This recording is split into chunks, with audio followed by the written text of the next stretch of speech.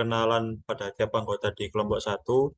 Saya Muhammad Romantik Prambudi, biasa dipanggil Torik, asal dari Surabaya dengan NRP 20422011125. Kemudian harapan untuk mengikuti mata kuliah Kapita Selekta Industri yaitu semoga pada kedepannya ketika lulus nanti dalam ilmu yang telah didapat dapat diaplikasikan ataupun nantinya dapat berguna saat bekerja di plant, di industri ataupun di pekerjaan lainnya. Kemudian selanjutnya, Baik, kemudian nama saya Muhammad Nizamuddin, biasa dipanggil Nizam, NRP 2042201107, asal dari Kota Pasuruan. Untuk harapan dari mengikuti matkul Kapital Selekta Industri ini bisa menambah wawasan dan berharap bisa digunakan untuk di dunia kerja nanti. Kemudian akan dilanjutkan oleh teman saya. Assalamualaikum warahmatullahi wabarakatuh. Saya bisa dipanggil. Saya harapan saya harapan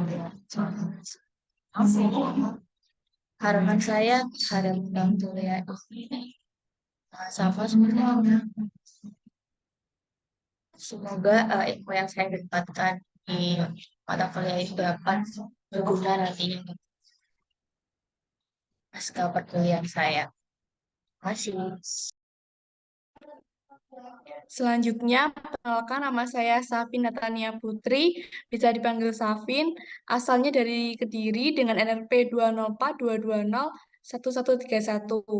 Harapan dari mata kuliah Kapita Selekta Industri ini adalah dapat meningkatkan pengetahuan dan keterampilan sehingga dapat digunakan untuk mempersiapkan diri dengan lebih baik untuk berkarir di industri ke depannya. Perkenalkan, nama saya Hensel Begala Maheswara dengan nama panggilan Hensel. Untuk asal saya dari Tuban, Jawa Timur. Dengan NRP 2042201110. Harapan saya untuk mengikuti dari mata kuliah ini yaitu kedepannya setelah lulus agar dapat mengaplikasikan dari keilmuan yang telah diberikan dari dosen maupun dari materi-materi yang telah disampaikan, baik selain itu juga dari teman-teman sekalian, hasil dari sharing session seperti itu ya terutamanya. Ya, mungkin itu saja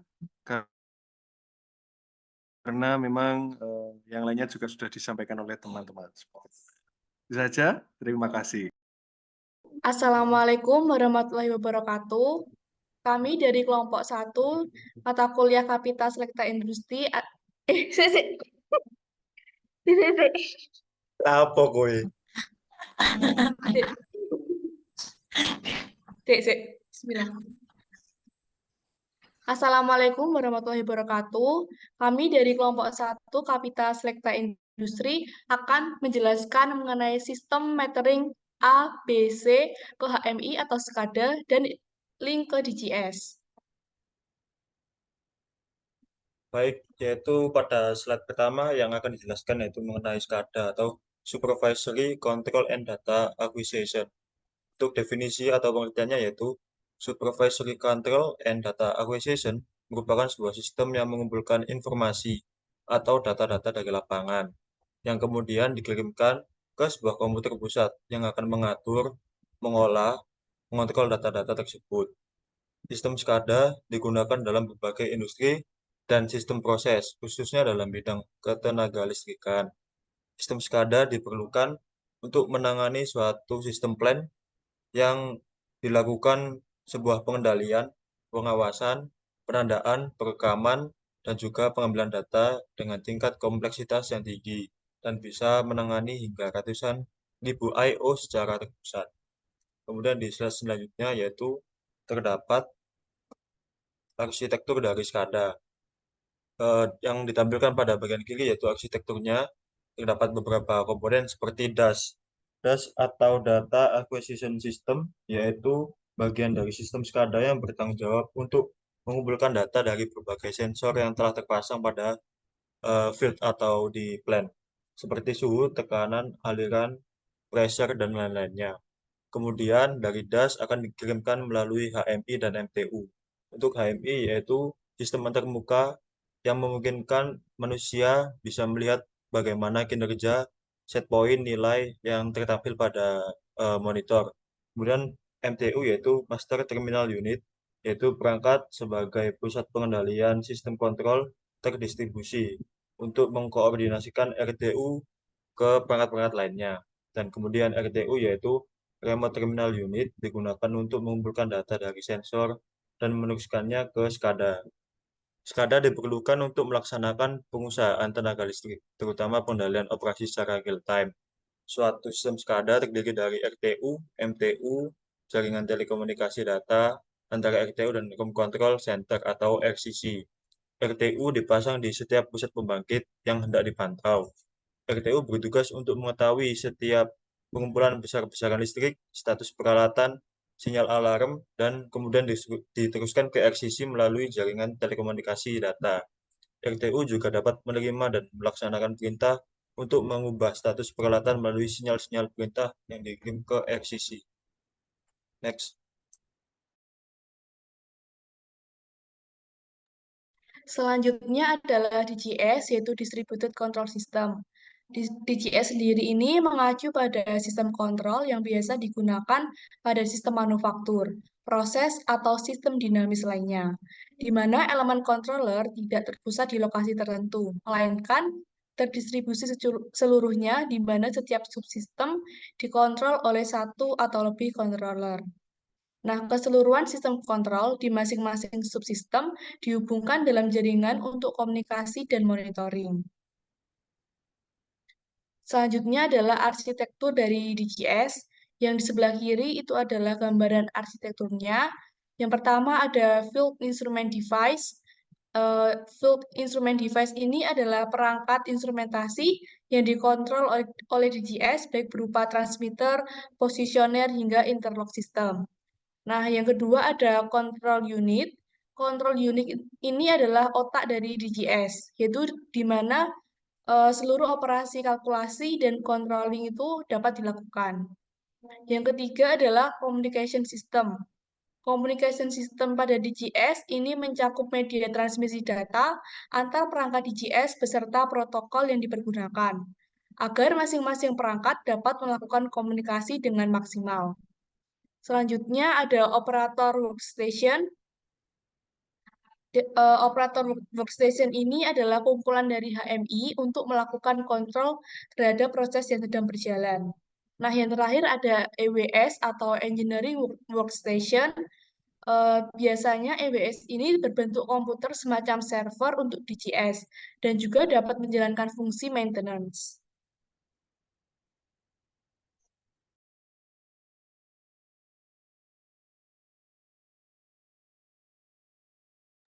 Nah, di konfigurasi IP address ini ya, untuk yang pertama itu penetapan alamat IP pada RTU atau Remote Terminal Unit atau PLC. Nah, pada setiap RTU atau PLC di lapangan itu harus diberikan alamat IP agar dapat diakses oleh MTU atau SCADA server. MTU itu Master Terminal Unit.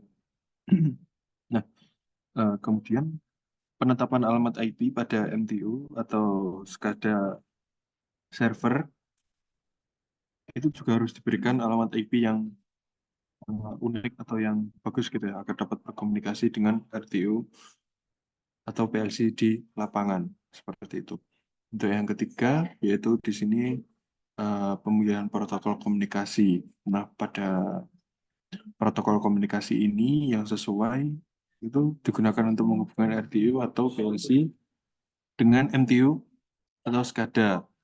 Nah, untuk beberapa protokol komunikasi yang sering digunakan di plan gitu antara lain itu ada Modbus, DNP3 atau OPC seperti itu. Kemudian yang keempat di sini ada pengaturan firewall dan keamanan.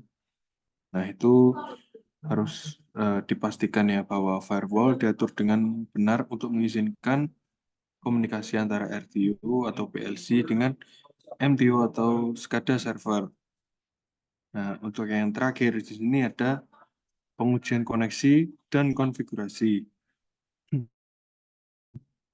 Setelah semua alamat IP ditetapkan dan protokol komunikasi dipilih, kemudian kita harus melakukan uji koneksi pengetesan ya, untuk memastikan bahwa RTU atau PLC dapat berkomunikasi dengan MTU atau SCADA server dengan benar. Next. Nah, kemudian untuk metering ABC, ini kita ambil suatu case ya. Ini terhubung ke jaringan lokal melalui switch dengan IP address masing-masing. Ada contohnya metering A ini IP address-nya itu 192.168.1.10. Untuk metering B sama, ini cuman berbeda di alamat terakhir yaitu .11 dan juga berlaku pada metering C di .12. Pada HMI atau SCADA dan DCS juga terhubung ke switch dengan IP address yang mana contohnya 192.168.1.20. Nah, untuk DCS sendiri ini contohnya 192.168.1.30.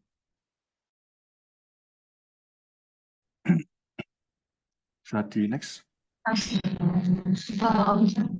Slide-nya numbers protokol. Nah, kita ada OPC atau ULG for process control. Itu ABC terhubung ke HMI atau SCADA melalui protokol komunikasi seperti ini. Untuk melaksanakan transfer data operasional secara real. Nah, kemudian di samping OPC ada Modbus TCP atau AX. Metrik A, B, atau C terhubung ke DCS melalui protokol komunikasi seperti Modbus. Next. Untuk flow atau wiring diagramnya pada level 0.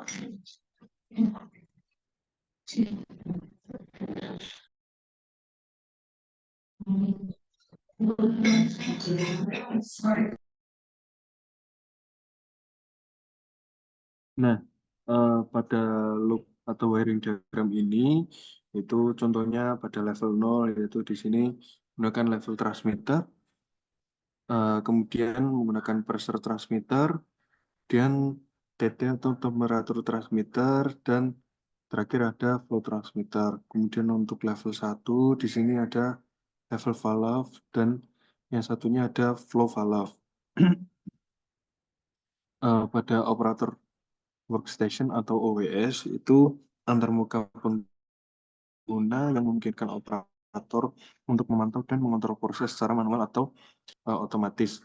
Pada workstation ini itu biasanya dilengkapi dengan layar monitor, panel kontrol, dan perangkat lunak khusus untuk visualisasi dan interaksi.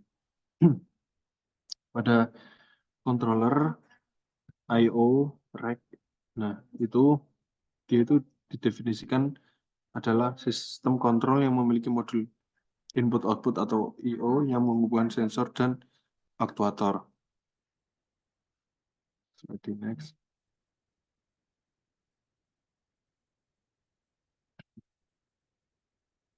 Nah, pada PNID di samping ini merupakan salah satu implementasi proses dan field instrumen yang terpasang di lapangan seperti itu. Nah, di sini itu merupakan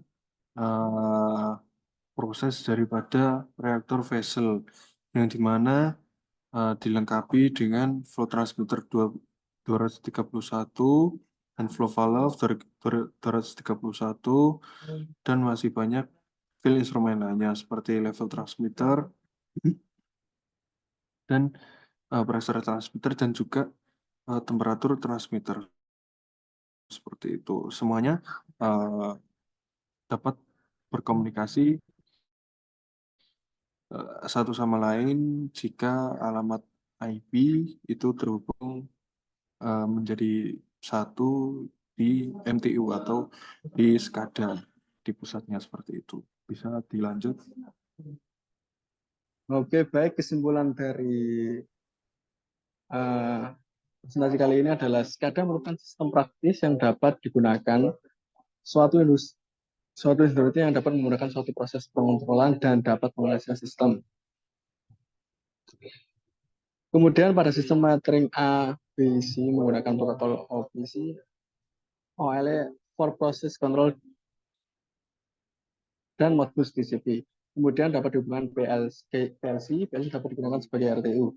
Kemudian yang terakhir adalah pada contoh loop atau wiring diagram terdapat beberapa komponen termasuk pada kategori level 0 dan level 1 serta terdapat operator workstation dan juga controller I/O rack. Dan itu saja, terima kasih dari kelompok kami.